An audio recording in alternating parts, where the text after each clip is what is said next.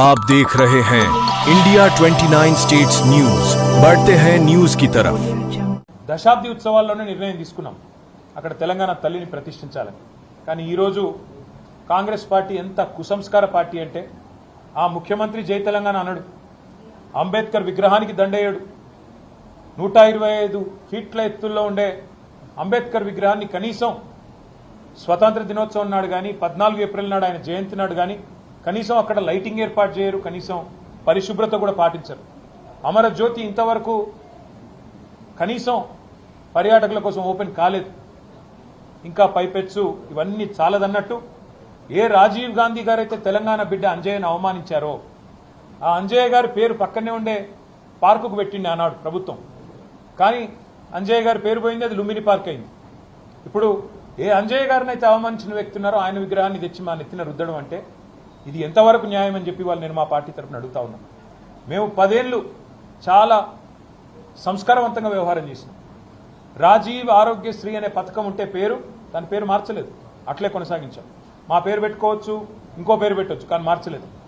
రాజీవ్ రహదారి అని state highway ఉంటే దాని పేరు కూడా మార్చలేదు। రాజీవ్ గాంధీ యూనివర్సిటీ అని IIIT బాసరకు పేరుంటే నాలెడ్జ్ యూనివర్సిటీ అని దాన్ని కూడా మార్చలేదు, కొనసాగించినాం। ఉప్పల్లో ఉండే అంతర్జాతీయ స్టేడియంకు రాజీవ్ గాంధీ స్టేడియం అని పేరున్నా దాన్ని కూడా కొనసాగించినాం తప్ప మార్చలేదు। అదే మాదిరిగా అంతర్జాతీయ విమానాశ్రయం పేరు రాజీవ్ గాంధీ అంతర్జాతీయ విమానాశ్రయం ఉన్నా దాన్ని కూడా కొనసాగించినాం తప్ప కుసంస్కారవంతంగా ఆలోచన చేయలేదు। కానీ ఇవాళ బాధతోనైనా చెప్పక తప్పడం లేదు। మీరు తెలంగాణ తల్లిని అవమానించిన తర్వాత, తెలంగాణ అస్తిత్వానికి ప్రతీక అయిన మనందరి తల్లి లాంటి తెలంగాణ తల్లిని మీరు అగౌరవపరిచిన తర్వాత తప్పకుండా ఈ మాట బాధతోనే చెప్తా ఉన్నాం। రాజీవ్ గాంధీ గారు మరి తెలంగాణకు ఆయనకు సంబంధం ఏందో నాకే తెలియదు। రాహుల్ గాంధీ దగ్గర మార్కులు కొట్టేయాలంటే మీ గాంధీ భవన్లో పెట్టుకో, లేదా జూబ్లీహిల్స్లో నీ ఇంట్లో పెట్టుకో, ఎవరు వద్దంటలేదు। కానీ ఇవాళ తెలంగాణ సెక్రటేరియట్ ముందు రాజీవ్ గాంధీ విగ్రహాన్ని పెట్టి ఏ కాంగ్రెస్ పార్టీ అయితే వందలాది మంది పిల్లల ప్రాణాలు తీసిందో ఆ కాంగ్రెస్ పార్టీ మళ్ళొక్కసారి క్రూర పరిహాసం ఆడే విధంగా తెలంగాణతో, తెలంగాణ అస్తిత్వాన్ని, తెలంగాణ ఆత్మగౌరవాన్ని దెబ్బతీసే విధంగా వ్యవహారం చేస్తూ ఉన్నారు।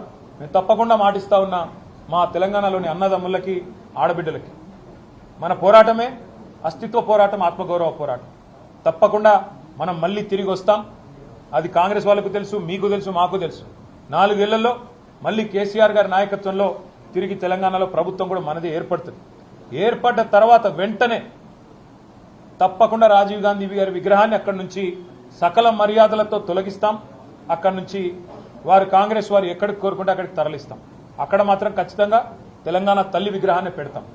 India 29 States News. Please support my channel, like, share and subscribe my channel.